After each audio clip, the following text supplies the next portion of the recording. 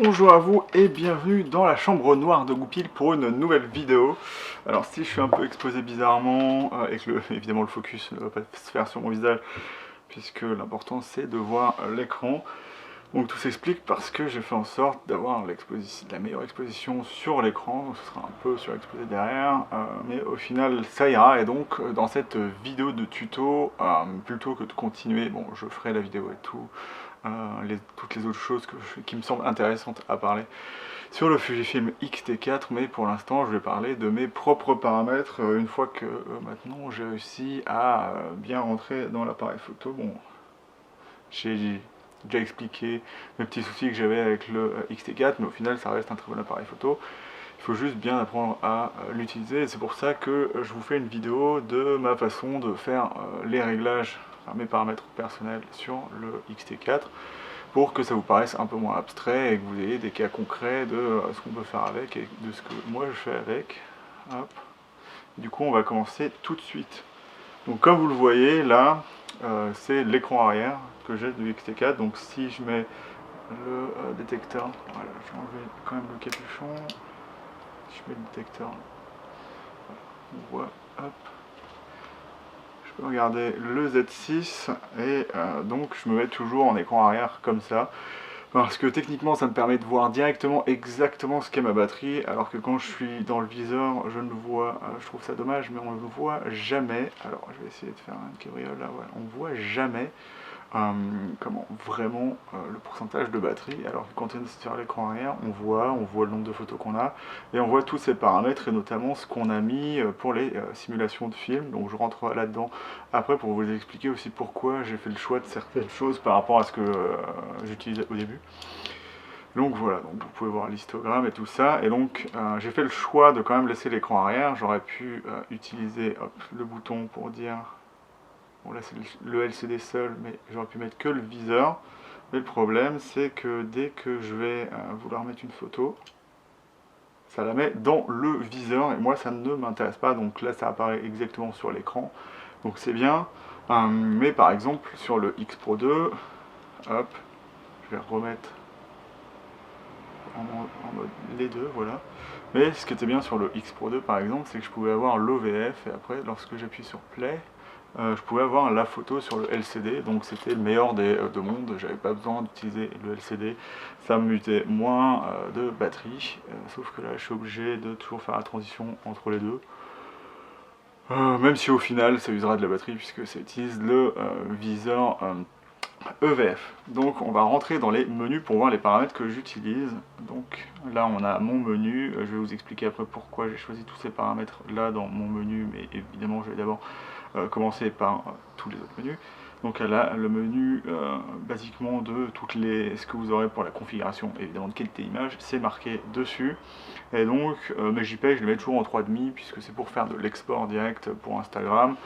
Sinon je les retouche sous Lightroom, et quand j'ai le temps ou quand j'ai envie, quand je trouve vraiment une photo bien, je les mets sur 500px. Ou des fois un peu sur Facebook, mais je ne l'ai pas trop fait ce temps-ci. Donc 3,5, qualité d'image, je mets Fine plus RAW. Alors d'habitude je n'utilise pas le JPEG, mais ce qu'il faut savoir c'est que Camera Remote n'accepte pas les RAW, donc je ne peux pas retoucher ça directement dans mon téléphone. En plus ça prendrait trop de place, donc j'utilise Fine plus RAW pour avoir quand même le JPEG de ce que j'ai pris.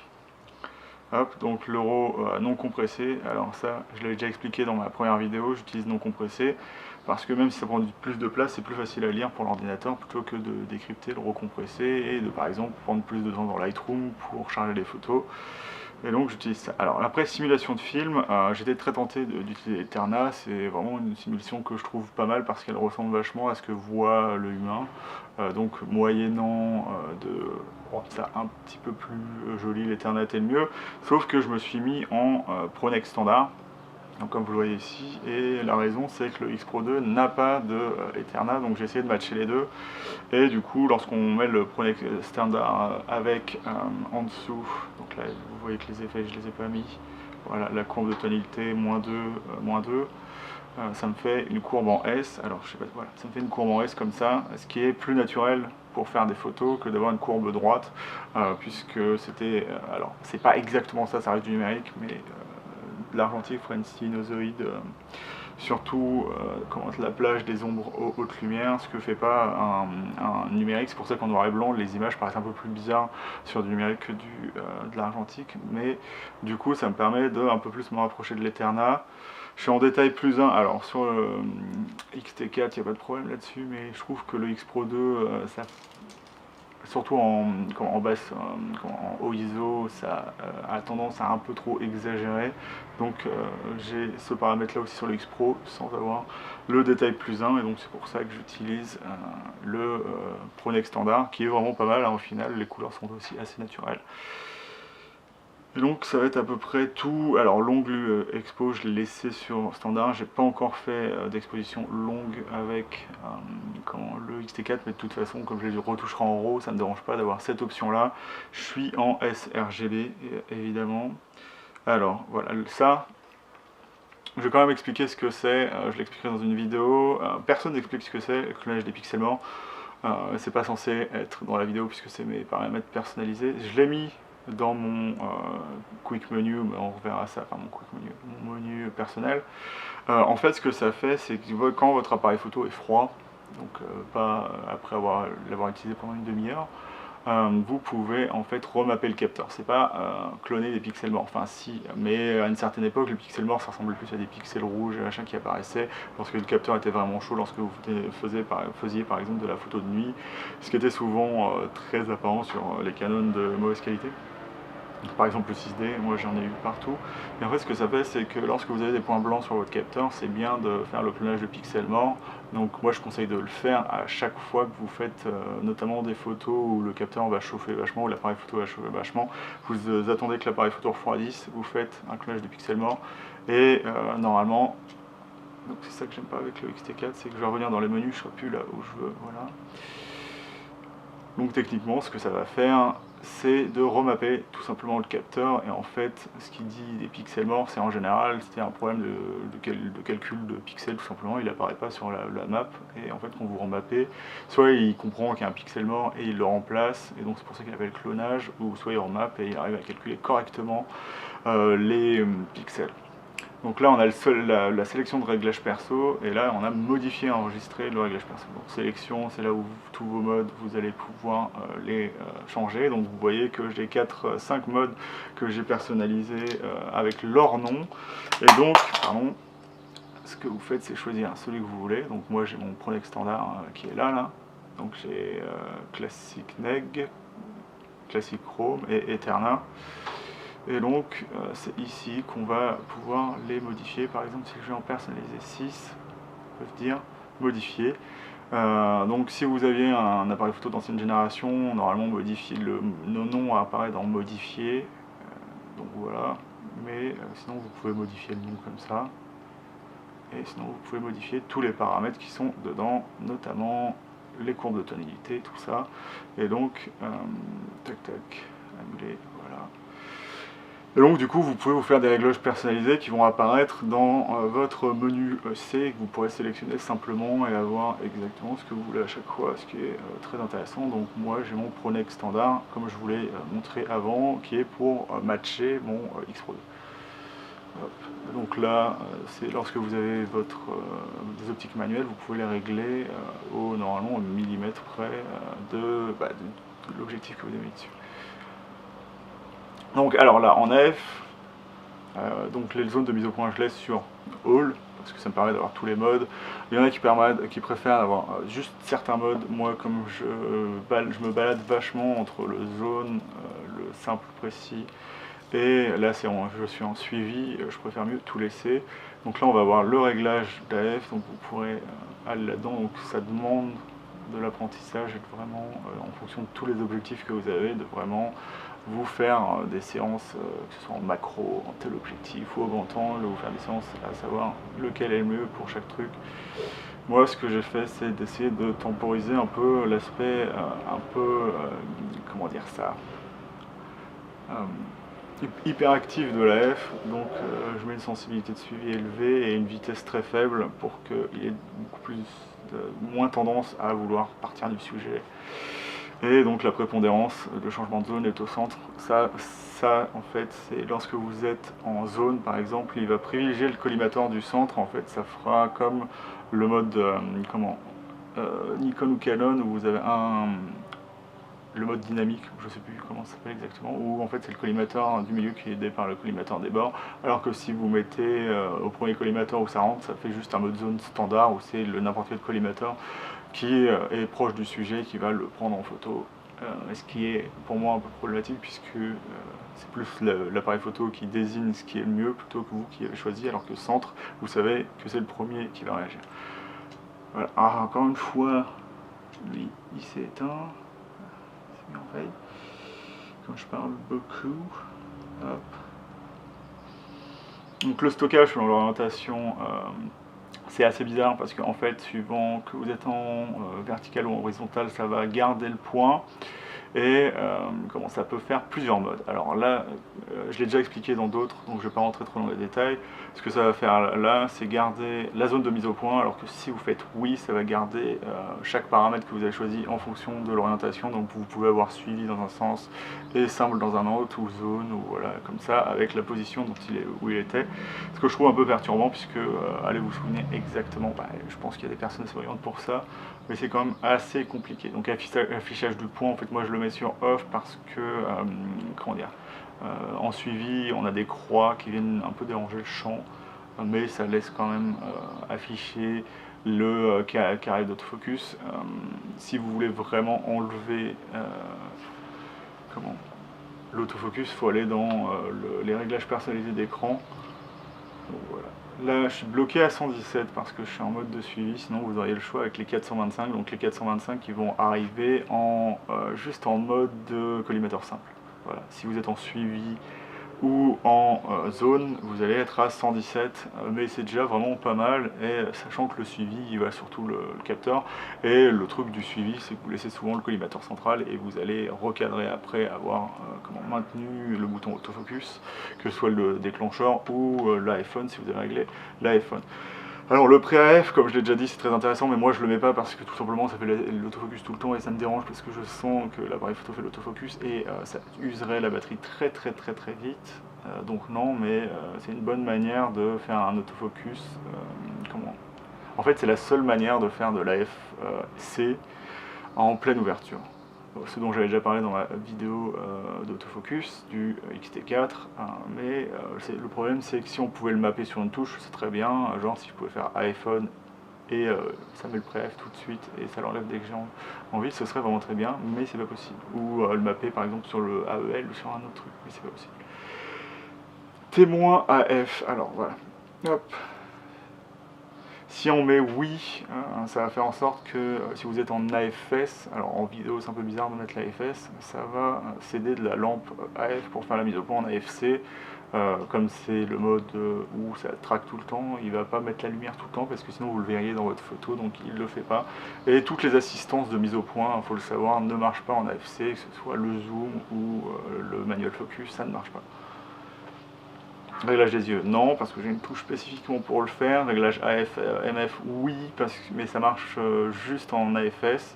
Et donc ça va vous permettre de à la fois zoomer dans votre image lorsque vous appuyez sur l'arrière de la molette, là, celle-ci, là. Et aussi, j'espère que je n'ai pas trop bougé l'écran parce que je suis en mise au point manuel. Et du coup, vous pouvez faire la mise au point manuelle une fois que vous avez zoomé dans votre image. Donc assistant de mise au point standard, alors vous pouvez diviser numériquement, vous pouvez vous faire une partie au milieu qui va être floue, enfin voilà, c'est assez spécifique. Le microprisme numérique, j'en ai déjà parlé, je trouve que ça marche pas très bien. Et donc là on a des couleurs qui se mettent sur les bats et les hautes lumières pour aider à la mise au point, donc c'est du picking là, tout simplement. Ce qui apparaît automatiquement sur le Z6 lorsque je suis en manuel, donc là j'étais au picking tout à l'heure pour mettre au point sur l'écran. Vérification AF, donc ça techniquement oui, mais ça sert... En fait, la vérification AF, c'est pour pouvoir enclencher le zoom dans l'image. Ça, verrouillage, je l'ai laissé, mais comme j'utilise pratiquement jamais le spot, en fait, ça permet au spot d'être calé sur le collimateur autofocus au lieu d'être juste au centre, en fait, tout simplement. paramètres d'AF instantané, donc ça permet lorsque vous êtes en pré-AF de garder l'AFC. En fait ça fait ça lorsque vous êtes par exemple en vidéo, ça va être sur l'AFC, donc si c'était l'AFS normalement il se mettrait en AF lock dès qu'il a mis au point, ce qui n'est pas vraiment très intéressant. Alors de ce que je sais, ça je l'ai laissé en pixels, mais en gros c'est moins précis sur l'échelle de, comment ça s'appelle, la base du format de film, donc voilà. Après elle reste très fantaisiste, donc pour moi c'est, je me sers de ça juste pour savoir quand l'autofocus déraille et qui se balade, à savoir que vous pouvez afficher dans l'écran l'endroit de votre mise au point, et moi ça me sert juste à vraiment voir ce qui se passe. Donc priorité déclenchement AF, donc ça c'est quelque chose d'important que j'ai gardé dans mes menus personnalisés, j'en parlerai tout à l'heure. Et donc là vous voyez que j'ai mise au point, et donc c'est spécifiquement parce que je suis au 16 mm, si j'étais avec un téléobjectif où je voulais utiliser la rafale, je ne mettrais pas mise au point. Hop, donc menu, donc là Drive PDV, voilà, vous pouvez voir ce que c'est, donc là, voilà. Je vais vous expliquer du coup comment j'utilise l'appareil photo. Là vous voyez que mon CL il est à 3 images par seconde et c'est fait exprès. Là je l'ai laissé à 15 images par seconde, donc c'est de l'obturateur mécanique. En électronique je suis à 20 images par seconde en vitesse élevée, je ne l'ai pas réglé en CL. L'obturateur mécanique étant vraiment très doux, c'est très facile de faire des photos nettes. Ce sera meilleur évidemment en obturateur électronique, mais je trouve pas encore le besoin de vraiment utiliser. Au début j'étais vraiment juste à l'obturateur électronique, mais le mécanique marche très bien. Donc là vous avez vos réglages de filtre avancés, moi je m'en sers pas puisque c'est vraiment des trucs, je sais pas pourquoi, c'est sur un Fujifilm X-T4. Donc le mode de viseur sport, c'est ce qui va cropper, vous permettre d'avoir les 30 images par seconde, moyennant d'avoir un peu moins de pixels, 17 je crois, millions de pixels. Donc la pré-prise de vue, ça va faire en sorte que ça bufferise déjà des images à partir du moment où vous mettez le déclencheur à moitié. Donc ça marche à peu près comme le mode sport, mais c'est spécial. Mais c'est des modes que j'utilise pas parce que je n'ai pas vraiment besoin de ça. Donc on a le retardateur évidemment. Donc, comme vous voyez, c'est que des modes que je n'utilise pas puisque moi j'utilise une télécommande. Donc le retardateur, ça pourrait servir pour prendre des photos de soi-même et des gens, mais je n'ai pas vraiment besoin. Donc ça c'est des modes, ils sont là mais je m'en sers pas trop. Photométrie, je suis souvent, à part quand il est en détection de visage, je suis souvent, donc moi j'appelle ça, c'est le multi, mais moi j'appelle ça matriciel puisqu'ils ont repris le logo de chez Nikon. Donc déclencheur, vous avez le choix entre mécanique, voilà, mais c'est mappé sur la touche que j'ai devant. Réduction du scintillement, non, je pourrais le faire, mais en fait ça décale légèrement chaque vue. Donc il se peut qu'il y ait un décalage, notamment lorsque vous faites une rafale, pour bien vraiment se caler sur la fréquence d'image qu'il faut. Les paramètres d'ISO, alors ça c'est intéressant de changer, vous pouvez régler voilà, l'ISO de base et l'ISO maximal. Et donc vous pouvez les sélectionner. Alors ce qui est assez bizarre, c'est que si vous êtes en ISO auto, il va sélectionner l'ISO auto que vous avez là, donc la plage que vous avez, mais si vous voulez le changer à l'extérieur de l'appareil photo, vous mettez votre molette d'ISO sur C et vous allez jusqu'à auto 1, 2, 3, et donc si vous remettez après en auto, en fait il sélectionnera l'ISO auto que vous avez choisi lorsque vous étiez dans le mode C de l'ISO. Hop, donc flash, il me faudrait un flash pour tester ça. Je devrais plus me mettre à faire du flash, mais moi je préfère du coup plus les lumières naturelles. Donc dans mes réglages perso, il n'y a rien du tout qui est programmé pour le flash.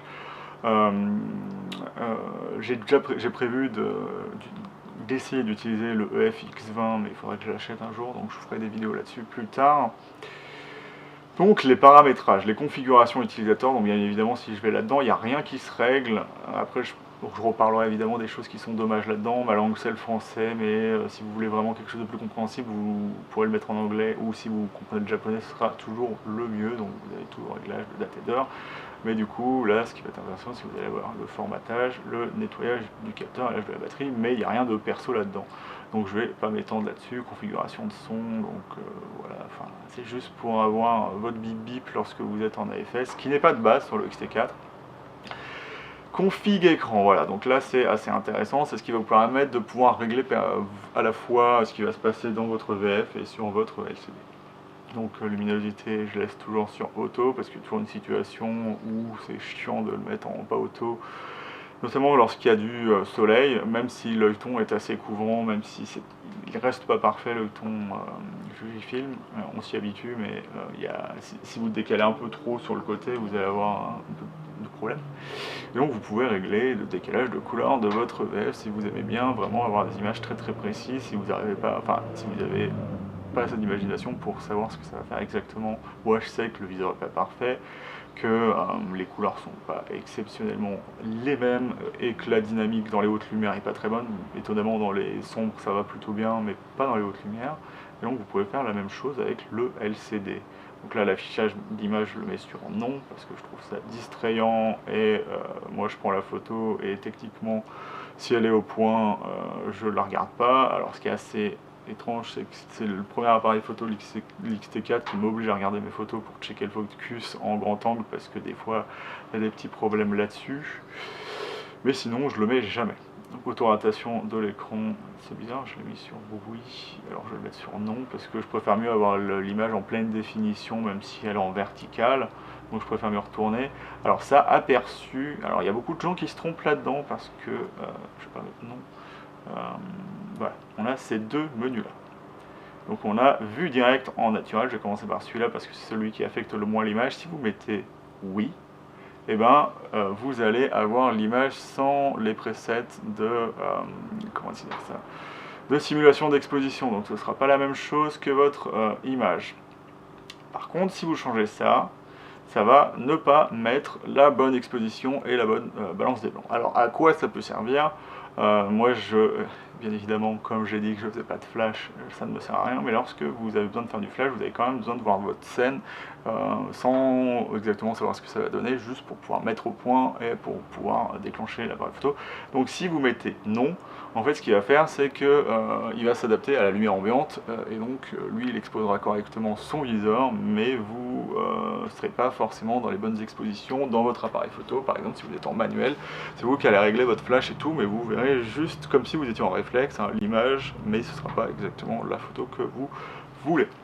L'assistant de visualisation F-Log, donc en fait ce menu d'écran il est regroupé en photo et vidéo, donc c'est pour ça qu'on voit des choses en vidéo. Donc l'assistant de visualisation F-Log ça vous permet de voir dans un autre mode que le F-Log pour que ce soit beaucoup plus facile de faire la vidéo, le fichier étant haut en dynamique et très lavé, ça peut aider. Donc ici on a les guides de cadrage, donc comme vous le voyez on a une grille de 9, une grille de 24 et on a la grille HD. Alors la grille HD c'est évidemment pour tous ceux qui aiment bien faire des photos et après les recadrer en HD, notamment lorsqu'ils font du RAW, ça vous permet de limiter votre cadrage sans avoir à masquer votre écran par exemple, ce que vous ne pouvez pas faire avec le VF, donc c'est plutôt intéressant d'avoir ça. Si vous voulez voir comment ça peut s'afficher dans le viseur, ça sera un peu plus loin. Donc le réglage de rotation auto, donc en fait c'est les paramètres de l'écran qui quand vous êtes en vertical changent de sens pour vous faciliter la vie. Donc l'unité de distance en mètres, ça semble plutôt normal. Le numéro T, donc ça veut dire que ça affiche ça en ouverture réelle, ce qui est très important au cinéma puisqu'on veut des optiques qui n'aient aucune variation d'ouverture entre elles, puisque ça permet que ce soit beaucoup plus facile. Donc les objectifs cinéma sont en T, donc voilà. Le paramétrage de double écran, je l'utilise jamais, mais vous pouvez avoir soit le choix de l'image normale plus l'image zoomée en plus petit, ou d'avoir l'image zoomée en grand, et l'image normale en plus petit. Donc l'affichage de réglage perso, donc c'est là où on va avoir les choses très intéressantes pour pouvoir personnaliser son appareil photo. Donc là le guide de cadrage, évidemment c'est ce dont j'ai parlé tout à l'heure, ça va vous permettre de pouvoir mettre votre grille évidemment de 9, 24 ou HD. Niveau électronique, donc ça vous permet de faire le niveau.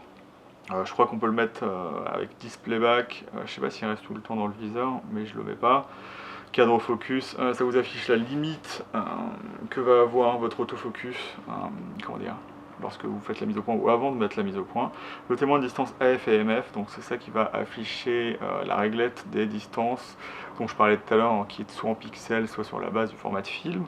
Et donc moi je l'ai mis en AF et en MF, et donc moi ça me sert juste à savoir quand l'autofocus part aux fraises et il se balade, et lorsqu'il est vraiment bloqué à un endroit, je sais que la mise au point est correcte, et donc ça m'aide vachement de ce côté-là. On peut afficher l'histogramme, moi ça me sert pas trop, il est souvent à l'arrière de l'écran. Et puis au final, lorsque vous avez des zones sombres et des zones claires, vous allez avoir de toute façon un mauvais histogramme. Donc voilà. Ça peut aider, ça peut quand même aider par exemple les daltoniens qui ne voient pas les mêmes couleurs que les autres.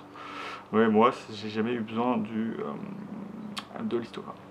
Voilà. Bien évidemment, les modes de prise de vue, ouverture, vitesse d'obturation et ISO, c'est bien important de les avoir parce que ça détermine notamment lorsque vous êtes en mode, enfin dans tous les modes, ça vous permet de savoir ce que vous faites, tout simplement. Les informations d'arrière-plan, donc c'est tout, voilà. Compensation d'exposition en numérique. Voilà. Alors moi je le mets en numérique, ça me permet de l'afficher au même endroit que l'ouverture, la vitesse d'obturation et les ISO tout simplement, alors que l'échelle s'affiche sur le côté et moi je trouve ça distrayant et ça m'empêche de cadrer, cadrer correctement. Ça m'embête, donc je l'enlève. Donc les modes AF c'est intéressant parce que notamment de nuit des fois je passe sur le mode manuel qui me permet de faire de l'AFC, mais lorsqu'on appuie sur le déclencheur ça retombe en manuel et dès qu'on appuie sur la bague on va zoomer, alors que si vous étiez en AFS ce serait le bouton arrière qui vous permettrait de zoomer. La photométrie, alors ça je pourrais l'enlever parce que je suis souvent en matriciel ou en multizone, lorsque, comme dit Fuji, mais ça vous permet aussi de voir lorsque vous êtes en détection des yeux, donc c'est intéressant quand même de l'avoir. Type de déclencheur, donc ça vous permet de voir si vous êtes en obturation mécanique ou électronique, c'est intéressant notamment lorsque vous êtes en pause B et que vous ne comprenez pas, comme moi, pourquoi vous êtes limité à 4 secondes et que l'électronique ne peut pas avoir les 30 minutes comme le mécanique, ce qui a été assez étrange au final, mais bon. Donc prise de vue continue, c'est bien évidemment vos modes CL, CH et mode S, donc de rafale. La double stab, elle va s'afficher notamment en vidéo, parce qu'il n'y a pas de double stab en photo, mais vous aurez quand même l'affichage de la stab en photo. Mode tactile, je l'enlève parce que ça me gêne sur l'écran arrière, puisqu'il y a toujours un moment où ça va me mettre le mode où ça prend les photos, parce que j'aurais appuyé dessus par accident et j'ai pas envie de ça. Balance des blancs, ça me permet évidemment de savoir dans quelle balance des blancs je suis, mais évidemment en général je suis en balance des blancs auto. J'ai pas trop vu la différence avec les balances des blancs ambiance et prédominance des blancs, ce que je vois vraiment plus sur le Nikon. Après peut-être que sur les grands angles on le voit un peu moins chez Fuji, mais bon j'ai pas trouvé que ça faisait beaucoup de différence. La simulation de film évidemment c'est important, ça me permet de voir si je matche bien le X Pro 2 ou si, et en vidéo je suis bien en éternel. Plage de dynamique, je l'ai enlevé parce que je reste en DR100, parce que au moins je peux avoir toute ma plage d'ISO et quand je fais du RAW, je vais plus faire de la dynamique sur Lightroom plutôt que de jouer avec directement sur l'appareil photo. Alors le mode boost, je le mets pas parce que je sais que je suis toujours en boost de toute façon. Les images restantes, bien évidemment, c'est très important pour savoir si vous avez besoin de sortir vos photos de votre carte ou même de savoir où vous en êtes entre les photos et les vidéos. Qualité et taille d'image, je pourrais l'enlever puisque je suis toujours dans le même mode. Je ne sais pas si ça se fait en vidéo, non, ça, voilà, donc je vais l'enlever. Mode vidéo et durée d'enregistrement, donc là c'est la même chose mais pour la vidéo.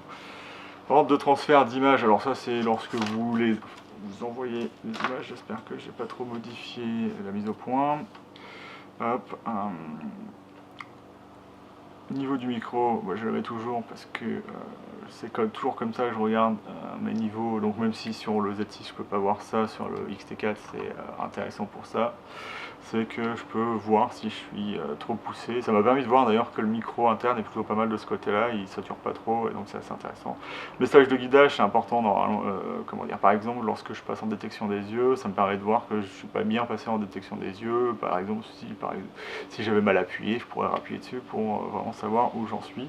L'état de la batterie, c'est important, notamment sur l'écran arrière. Et les contours d'encadrement, c'est pas vraiment très intéressant. Donc voilà à peu près ce que vous pouvez après régler dans votre réglage perso. Donc après ce que vous voyez c'est que vous avez les affichages grands, donc ça a été fait par Fuji pour les gens qui ont du mal à voir. Et donc c'est intéressant de ce côté là, sauf que comme il n'y a pas tous les paramètres et que moi je vois très bien, je vois pas trop d'intérêt de l'avoir puisque ça rajoute un bouton à appuyer lorsque vous voulez changer de mode d'écran arrière ou de VF.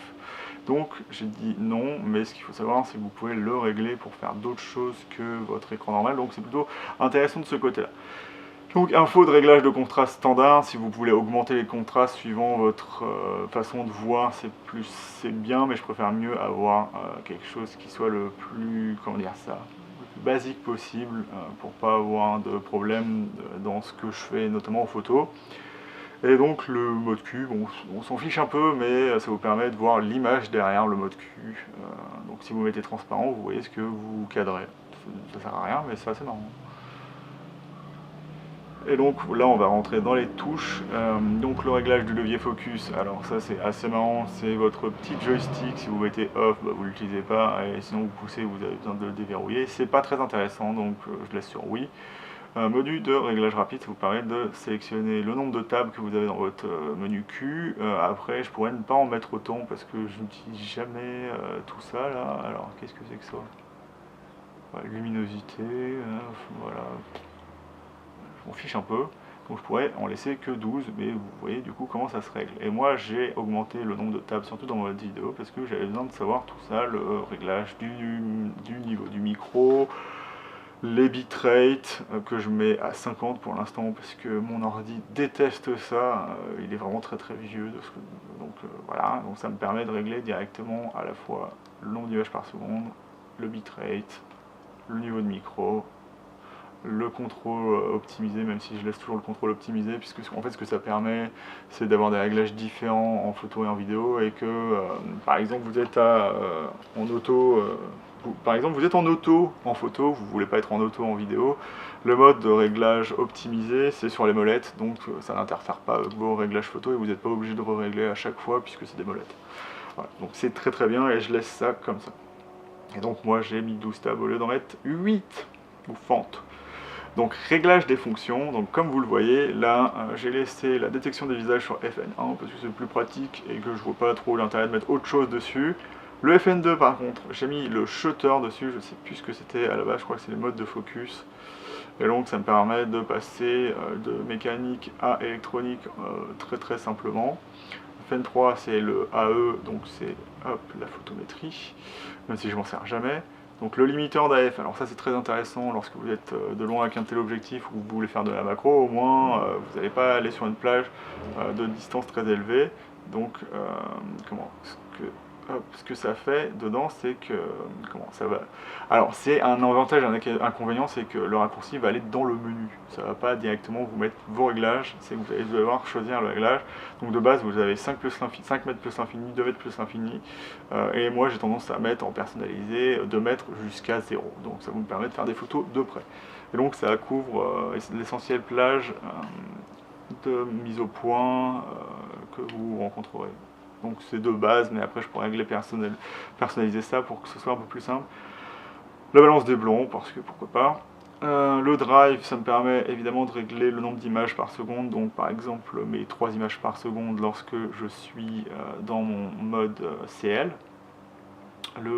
Alors ça, voilà. Je les ai laissés régler, mais je les ai enlevés au final. Donc je les ai enlevés d'un seul coup, tous, pour pas avoir à faire ça, à m'embêter la vie. Donc là on a toujours la EL, là on a l'iPhone, j'ai toujours gardé l'iPhone parce que je trouve ça quand même beaucoup plus pratique. Et la roue radiale, c'est le zoom, et voilà. Et donc le Q c'est le Q. Le Q c'est le Q, c'est pas mal. Donc touche de sélection FN, donc bouton FN, zone de mise au point. Alors, c'est...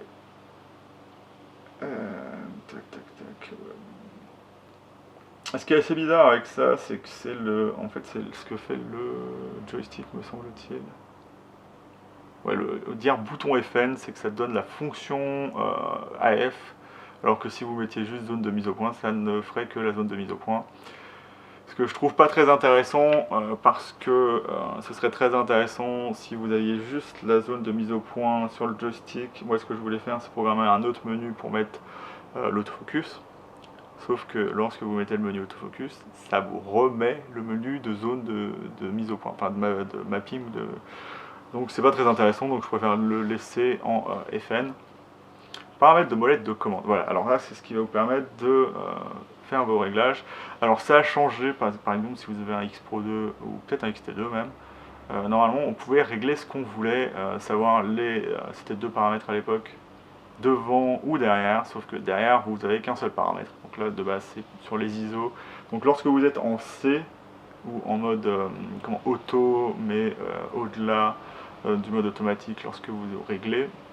Je suis déjà rentré dans le détail dans une vidéo, donc si vous voulez voir ça, c'est un autre tuto, donc c'est l'avant-dernier, enfin celui qui est avant celui-ci, techniquement. Et donc là, j'ai l'ouverture, si je reclique, j'ai la compensation d'exposition, et si je reclique, j'ai la vitesse. Donc je l'ai laissé de base parce que ça m'allait très bien. Donc obturator AF. Donc AF, c'est en fait, c'est très bizarre de mettre obturator parce que ça s'appelle un déclencheur. L'obturator, c'est ce qui ferme devant votre capteur. C'est pas le déclencheur. Donc c'est déclencheur AF. Et donc là j'ai mis non parce que c'est que l'iPhone que j'utilise. Et en AE, j'ai mis non plus parce que je ne veux pas bloquer l'exposition lorsque j'appuie sur mon déclencheur. Comme on est en mode matriciel, c'est là où le collimateur autofocus ira que ce sera la mise au point. Voilà, c'est tout. Et c'est assez bizarre d'ailleurs de faire de l'AFC en bloquant la mise au point. Enfin, personnellement, je trouve ça assez étrange. Donc voilà, j'ai mis non sur tout. Prise de vue sans objectif, non parce que ça sert à rien évidemment. Prise de vue sans carte, non, parce que si vous prenez une très belle photo et qu'elle est dans votre appareil photo, elle n'y restera pas. Donc vous n'aurez aucun moyen de la sauver, et vous êtes plutôt dégoûté après. Donc bac de mise au point, ça c'est une question de si vous êtes Nikon ou Canon, moi j'en ai un peu rien à fiche, je fais en fonction des appareils photo, je m'adapte à chaque appareil photo, donc rien à faire. Hop, non linéaire, alors ce que ça va faire un non linéaire, c'est qu'en fonction de la force que vous appliquez sur la bague, si vous êtes un peu vigoureux, eh ben, ça va faire en sorte que le focus se passe plus vite. Si vous faites en linéaire, quel que soit le mouvement que vous allez faire dessus, ça va faire la mise au point d'une façon assez régulière. Donc linéaire, c'est peut-être assez intéressant lorsque vous utilisez un moteur de mise au point, mais en photo, c'est pas très intéressant de mettre linéaire. Donc je le sais en non linéaire. Voilà, donc le AE, AF, donc c'est on-off. Alors, ce qui est assez marrant, c'est que d'ailleurs c'est assez bizarre parce que ça le fait pas en... Enfin bref, c'est pour pouvoir bloquer mon exposition en AE, sauf que j'ai jamais constaté que l'AF se bloquait aussi, mais c'est pas grave. De ce côté-là, c'est bien, remarque. Mais donc c'est pour bloquer ma compensation d'exposition quand je le veux, parce que je peux pas à la fois utiliser l'iPhone et l'AEL. Voilà, tout simplement. Et là, je me dis...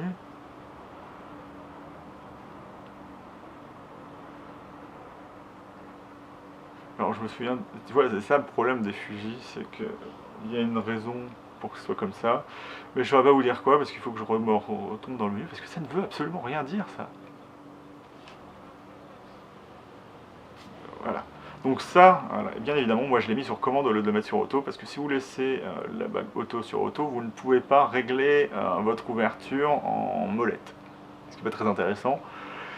Et donc commande, c'est lorsque vous arrivez en mode auto, vous pouvez en fait faire un pré-réglage du mode P. Un pré-réglage, c'est si vous voulez que le paramètre soit plus vers des hautes vitesses, voilà, vous pouvez régler une vitesse haute et lui il fera automatiquement la compensation avec l'ouverture et les ISO si vous avez mis les ISO auto, donc si vous avez mis le tout automatique. Et sur les ouvertures, si vous passez au-delà de l'ouverture minimale, quand vous faites ça, puisque vous pouvez quand même mettre un réglage, ça paraît bizarre mais vous pouvez le faire, normalement vous n'êtes pas censé sur les autres appareils photo, et bien ça va vous mettre en mode commande en fait. Au-delà de 22, c'est comme si vous étiez sur le mode A de votre objectif, sauf que quand vous êtes en commande numérique, si vous allez au-delà de F par exemple 22 sur cet objectif là, et ben vous allez dans le mode commande. Et donc c'est ça que ça dit, c'est que vous avez en plus du mode auto le mode commande. Le mode auto reste là de toute façon, voilà, super. Alors configuration d'écran tactile, alors là je vais enlever ça, donc voilà, vous avez l'écran tactile, j'ai dit oui, oui, TFN tactile, non, voilà, c'est là où vous pouvez mettre les modes FN en ce qu'on appelle swipant ça. Et j'ai mis non parce que, en fait, tout le monde, lorsqu'il a son premier XT3 ou 4, passe en mode sport sans savoir pourquoi. Et c'est vraiment des modes assez relous, donc j'ai mis non. Si vous mettez écran tactile en photo ou vidéo, en fait, ça vous permet de passer d'une photo à l'autre. Donc là, en fait, j'avais réglé ça. Mais je vais mettre non, parce que j'ai constaté que lorsque je prends des photos, je me retrouve à avoir un truc assez bizarre, c'est d'avoir le collimateur autofocus qui s'est barré dans les coins. Et je pense que c'est parce que je le touche sans faire exprès avec soit mon doigt, soit mon nez. Sachant que ce qui est un peu problématique avec ça, c'est que, comme vous le voyez, on peut évidemment choisir la zone qu'on veut, mais ce que j'ai constaté, c'est que si par exemple votre nez touche le bas de l'écran, en fait ça bloque, en fait il sent quand même tout l'écran, il va pas avoir juste une sensibilité. Et vous ne pouvez pas changer le point, donc en fait il faut décaler le nez, donc il faut que je décale mon nez de l'appareil photo pour que ça marche, et donc au final je me suis retrouvé à juste utiliser le joystick, et comme sur le Z6 il n'y a pas de tactile, et voilà. Donc là on a le menu de verrouillage des fonctions qui ne sert absolument à rien, puisque quoi ça sert de verrouiller des fonctions, surtout que vous n'avez aucun moyen de les déverrouiller rapidement. Il y avait un mode comme ça chez Canon, c'est ça qui est marrant chez Fuji, c'est qu'ils prennent tout ce qui est bien, ou pas forcément très bien, sur les autres appareils photo, et ils les mettent dans leurs appareils photo. Sauf que chez Canon c'était un truc à glisser, et vous pouviez l'enlever directement tout de suite. Donc ça vous permettait de vous balader avec le mode bloqué, mais là il faut aller dans le menu, il n'y a pas une touche physique pour changer ça. Donc gestion d'alimentation. Donc c'est là où vous allez avoir votre extinction de l'écran par exemple. D'habitude il est sur 2 minutes, alors j'ai jamais vu ça normalement. Par exemple au Z6 c'était réglé sur 15 secondes, c'était assez marrant. Si vous mettiez, hop, vous bisiez, yep, et vous vous retrouviez avec le VF éteint. C'était super chiant, donc je l'ai mis sur 1 minute. Les Fuji sont programmés pour 2 minutes à la base, mais 1 minute c'est déjà très très bien. Donc performance mode boost, oui, du coup j'ai mis comme ça. Alors sachant que évidemment ça va user votre batterie plus vite, hein. Moi de mon expérience j'utilise maintenant le mode suivi pratiquement tout le temps. Alors tout le temps avec le 16 mm, ça veut dire que faut faire quand même attention à avoir de la lumière, sinon ça va pas. Et puis on constate que si vous essayez de photographier un truc sombre en face de quelque chose de très allumé, enfin très éclairé, c'est ce qui va être très éclairé, mais donc si vous mettez mode boost plus la stabilisation plus le mode suivi, la batterie durera moins longtemps que ça durait sur un X-T3, et donc à mon avis c'est pour ça que Fujifilm s'est fait une plus grosse batterie, c'est qu'on est un peu obligé sur ce type d'appareil photo d'avoir ça, sinon ça ne marcherait pas. Voilà, je le mets en mode résolution la plupart du temps, ça marche plutôt très très bien. Le problème du mode résolution, c'est comme on a quelque chose de très précis, on a un effet assez bizarre, c'est qu'on voit la stabilisation et en fait on n'a pas une baisse des FPS, des fois si, mais on a l'espèce d'effet de truc assez étrange. En fait c'est l'effet non naturel qu'a une stabilisation de capteur sur notre œil, puisqu'on a l'habitude de voir les choses bouger de manière différente. Donc voilà, c'est tout ce que j'avais à dire là-dessus. Après, ce qui est intéressant, bien évidemment, donc je l'ai mis aussi dans mon menu personnel, c'est parce qu'on a la lumière faible. Donc lorsque vous êtes en zone sombre, c'est bien, ça augmente les performances de votre appareil photo. Sachant que lorsqu'il est en mode de batterie faible, il va de toute façon revenir en mode normal ou économique, je sais plus. Hop. Et en mode de batterie faible, ce qui est intéressant, c'est que, ce qui est bien, c'est que pour vous permettre de prendre des photos, en fait, il limite le temps d'exposition à ce qui sait que, il calcule la courbe de décharge de votre appareil photo, et il y a des vitesses qui sont plus accessibles à partir du moment où vous avez plus que 4% de batterie ou des choses dans le genre. Hop. Configuration, alors enregistrement des réglages, pardon. Image continue, oui, je vois pas pourquoi je ferais l'autre. Sauvegarde photo d'origine, non.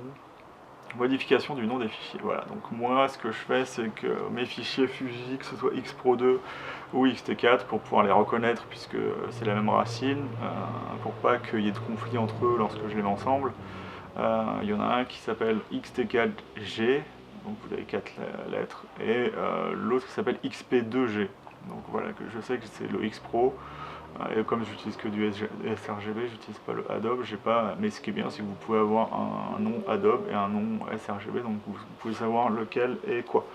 Donc je mets les deux en séquentiel. Le problème qu'on va avoir, c'est que là j'ai mes deux cartes, donc évidemment oui, là il s'est mis en séquentiel 2, donc si vous savez ce que c'est le séquentiel, 1, 2, 3, 4, c'est du séquentiel. Le problème là, c'est que vous voyez, c'est bien, il s'est mis en 2 parce que j'ai plus de place sur la carte 1, donc il fait du hot swap, donc il passe d'une carte à l'autre tranquillement. Donc ce qui est bien, c'est qu'en vidéo, il va comment faire un bout sur une carte et l'autre bout sur l'autre carte. Sauf que comment, il ne se souvient pas, le Fujifilm, que lorsque vous mettez la carte 1, les photos étaient sur la 1 et les vidéos étaient sur la 2. Ça veut dire qu'à chaque fois que je remets des cartes fraîches à l'intérieur, je suis obligé de respécifier au X-Pro droit, au XT4 que les photos c'est sur le 1 et les vidéos c'est sur le 2, ce qui est un peu relou. Et des fois je sors mes cartes et je dis ah non c'est vrai c'était pas celle-là, c'était l'autre. Donc voilà. Alors ce que je trouve assez marrant et que j'ai jamais compris pourquoi, c'est que le fichier de, la numérotation de base du fichier Fuji est toujours en 102. De base, il n'y a pas de 101. Enfin, vous pouvez le mettre à 101, mais d'ailleurs même mon Z6 était à 102. Donc, je sais pas pourquoi. Donc là vous pouvez mettre des infos de copyright. Donc voilà, vous connaissez mon nom maintenant, ça allait très vite. Donc voilà ce que vous pouvez faire avec. Et donc moi je les ai mis comme ça, mais il faudrait que je fasse ça plus en particulier. Donc les paramètres de connexion, j'ai pas de paramètres vraiment précis. Le seul truc que je fais c'est de mettre ça en oui lorsque je veux mettre sur Camera Connect.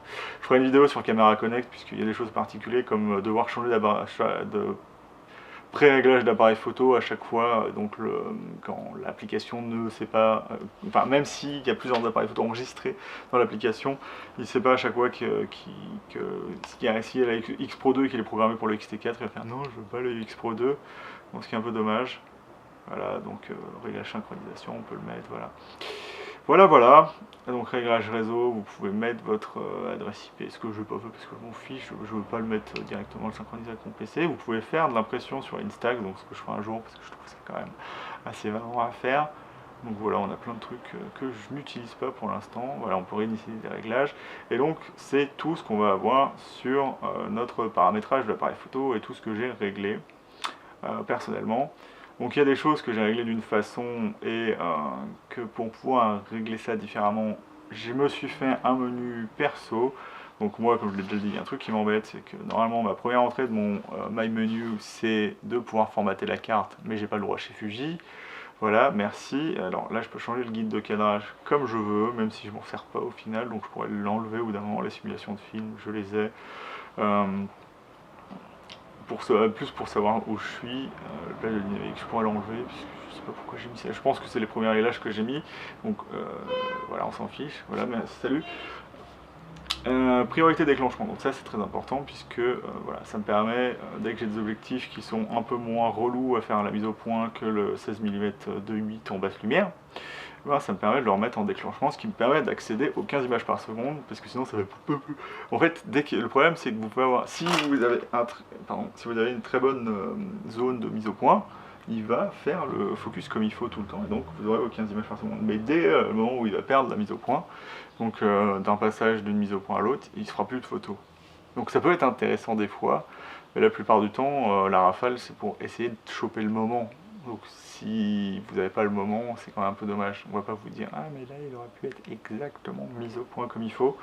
Notamment les oiseaux qui font des fois, par exemple, quand ils chopent un poisson, genre si vous avez après et avant, ça sert à rien. Donc voilà. On a le limiteur de plage AF, donc là je l'ai programmé sur un bouton, mais je l'ai quand même là au cas où. Et voilà, j'ai mon clonage de pixels morts qui me permet à chaque fois comment dire ça, j'ai fait des photos et que le capteur est devenu vraiment chaud, j'ai fait beaucoup de vidéos, ça m'arrive de faire un clonage de pixels morts pour pouvoir remapper le capteur, ce qui chez Nikon est un peu plus bizarre puisque vous avez besoin de nettoyer le capteur 2 fois, vous n'avez pas un menu particulier pour le faire. Donc voilà. Et là vous avez communication sans fil, je sais pas pourquoi j'ai pas le droit de faire la communication sans fil là. Mais c'est basiquement lorsque je me suis mis en Bluetooth, je fais communication sans fil et en général ça capte bien le téléphone. Alors si je l'ai là dans l'appareil photo, normalement je suis censé pouvoir directement du téléphone accrocher le XT4, mais des fois il n'a pas envie, donc des fois je le fais de l'appareil photo. Donc je sais pas de comprendre pourquoi ça marche comme ça, je fais en sorte que ça marche et c'est tout. Et donc voilà tout ce qui est de mes réglages sur le Fujifilm X-T4. Donc j'ai bien expliqué que pour l'instant la priorité de déclenchement elle est pour cet objectif là. J'aurai sûrement d'autres enfin mis sur déclenchement si c'était plus un téléobjectif ou des trucs dans le genre, parce que normalement il n'y a pas de problème, et puis même, enfin, si on est censé aller vite, on enlève le mise au point sur l'AFC, parce que c'est pas le but de l'AFC d'avoir vraiment, comment dire, c'est vraiment aller vite et être précis, plutôt que l'AFS, c'est vraiment on a du temps, et on peut se poser tranquillement et faire sa photo en se promenant. Même si moi j'utilise jamais l'AFS. Et donc voilà, qu'est-ce que je pourrais dire de plus voilà, c'est à peu près tout. Hein. Donc moi le seul truc que je regrette, évidemment, à force d'utiliser le Fujifilm, donc je m'habitue à utiliser l'appareil photo. Le mode suivi, au bout d'un moment, en fait, c'est ça qui fait que vous aimez un appareil photo, c'est que je peux peut-être finir par vous montrer des images et vous montrer en quoi j'ai vraiment adhéré au Fujifilm. Hop. Au final, bon, même si on voit pas grand chose et que je vous remontrerai ça dans une autre vidéo, moi j'ai acheté ce Fujifilm, enfin j'ai vraiment appris à vivre avec ce Fujifilm à partir du moment où j'ai réussi à faire des photos comme ça. Donc la mise au point, elle est vraiment, hop, on va voir ça, hop, ici, parce que j'arrivais pas à trouver une bonne mise au point en étant sur la lumière de la cabinet médical qui est ici, voilà. Et donc c'est vraiment plutôt pas mal. On est à 1600 ISO en comment dire ça, en compensation d'exposition -1, donc on a vraiment cette lumière là en vrai. Faut déboucher évidemment le bas parce que l'appareil photo n'arrive pas vraiment à voir ce qui se passe, mais j'ai vraiment, pardon, hop, voilà, et ça donne des photos, même si l'écran alors il faut s'attendre à ce qu'il soit un peu plus bleuté, l'écran Viltrox, mais ça donne vraiment des trucs, moi je m'attendais, enfin je me suis toujours attendu à voir ça d'un plein format, genre, mais Nikon donne exactement, je préfère un peu les couleurs du Fujifilm, mais en termes de ce que je peux retirer de la dynamique, d'avoir des choses dans le genre. Bien évidemment, là je me suis forcé avec la stabilisation, là je suis à 1,4/5e, et vous voyez que la photo elle est super nette, quoi. Alors qu'on est à 1600 ISO. Hein. C'est vraiment ça qui m'a impressionné du coup chez Fuji, et qui fait que maintenant je me suis totalement réconcilié avec le X-T4. Alors ça je sais pas si ça doit être des étoiles au milieu du grain, mais il y a vraiment, c'est vraiment plutôt pas mal. Donc là on a vraiment un peu trop de lumière, c'est un peu dommage parce qu'on n'a plus trop le ciel, mais on est vraiment sur des choses qui sont vraiment pas mal du tout. Et du coup là en fait, voilà, ce que j'ai fait c'est du live sans manuel et de vraiment regarder. Donc c'est pas exactement très bien mis au point, surtout que cet objectif là c'est pas le meilleur à faire de la mise au point à plus infini, mais on a un résultat qui est plutôt pas mal. Bon, c'est pas la photo de l'année non plus, et je crois que je me suis arrêté là parce que j'avais plus que 4% de batterie. Et voilà, il y a un truc intéressant du coup sur le Fujifilm X-T4, bon, même si je parle juste de mes menus normalement ici, c'est que là j'étais à 4% de batterie, il n'a pas voulu descendre au-delà de 1/4 de seconde en affichant ça en jaune. Et ça qui est très intéressant, c'est que l'appareil photo est bien abouti de ce côté-là, c'est qu'il ne va pas vous laisser faire des choses où vous allez regretter après de le faire, quoi. Et donc c'est ça qui est très intéressant avec ça, c'est que, enfin voilà, je suis vraiment bluffé après avoir, quand je les retoucherai sous Lightroom, mais de ce que je vois là. Donc ça c'est une vidéo que je vous montrerai plus tard. Mais de ce que je vois en basse lumière là, c'est 1600 ISO, je suis vraiment plutôt agréablement surpris. Enfin, on a peut-être du grain là, mais on n'est pas. Je pense que sur Lightroom, je verrai beaucoup plus le bruit, par exemple par là. On voit quand même qu'il y a de la perte de détails, mais ça reste quand même sur les zones importantes, à savoir la route et tout ça, ça reste vraiment très intéressant. Alors comme je l'ai dit, il faut quand même faire attention, comme c'est un capteur APS-C, quand vous compensez comme ça, j'aurais plus tendance à laisser en... Enfin même si je voulais garder l'intensité de l'ambiance générale de la scène, j'ai tendance à préférer ne pas faire de compensation d'exposition. Et là on aurait vraiment une vitesse qui est pas bonne, parce que la dynamique est quand même beaucoup moins bonne que ce que j'aurais par exemple avec mon Z6, mais les couleurs me semblent bien vraiment très très bonnes. Donc voilà pour finir sur cette vidéo, sur un truc que je voulais pas forcément montrer, mais ça va définitivement... Voilà, mais regardez ça, c'est trop bien. Même si... au final, cet écran, il est pas si mal que ça. Enfin bref. Du coup, c'est la fin de cette vidéo. Vous pouvez voir du coup comment je règle mon XT4. Alors là, ce qu'on va juste voir, c'est... voilà, vous voyez quand même que... la batterie a beau être plus grosse, on a quand même perdu, j'ai commencé à 72%, on a quand même perdu pas mal de batterie. Et donc c'est ça qu'il va falloir faire attention sur cet appareil photo là, c'est que, voilà, faut faire attention. Donc, j'arrête de digresser. Si vous avez aimé cette vidéo, n'hésitez pas à liker, n'hésitez pas à commenter vos propres réglages par exemple, ou ce que vous avez aimé dans la vidéo, ce que vous aimeriez voir aussi dans la vidéo. Bien évidemment, il y aura d'autres tutos vraiment plus sur des paramètres, d'autres paramètres comme les paramètres de vidéo ce que j'ai pas fait, par exemple les paramètres de connexion. Il faudrait que je fasse une vidéo avec Camera Connect, notamment pour voir comment vous pouvez mettre plusieurs appareils photo Fuji dessus, parce que ça coule pas de source, et si vous voulez utiliser des appareils photo d'ancienne génération, parce que là il y a un menu dédié, mais par exemple j'ai découvert sur mon X Pro 2 qu'on pouvait connecter directement l'appareil photo à l'application dans le menu photo. Donc là j'ai pas parlé de mon réglage vidéo parce que tout simplement c'est pas encore dans sa configuration optimale. Lorsque j'aurai un nouvel ordi, ça sera beaucoup mieux et je pourrai à ce moment-là vous parler de ma configuration vidéo. Là je suis en 1080p, je resterai je pense en vidéo 1080p, mais ça me permettra d'utiliser du H265, enfin j'essaierai de voir si ça me permet d'utiliser du 4K H265 au moins pour avoir un 1080p encore meilleur et de pouvoir zoomer dans l'image, faire des effets et pouvoir réutiliser After Effects après tant de temps que mon ordi ne veut plus l'utiliser. Donc je vous dis salut et à bientôt pour une prochaine vidéo.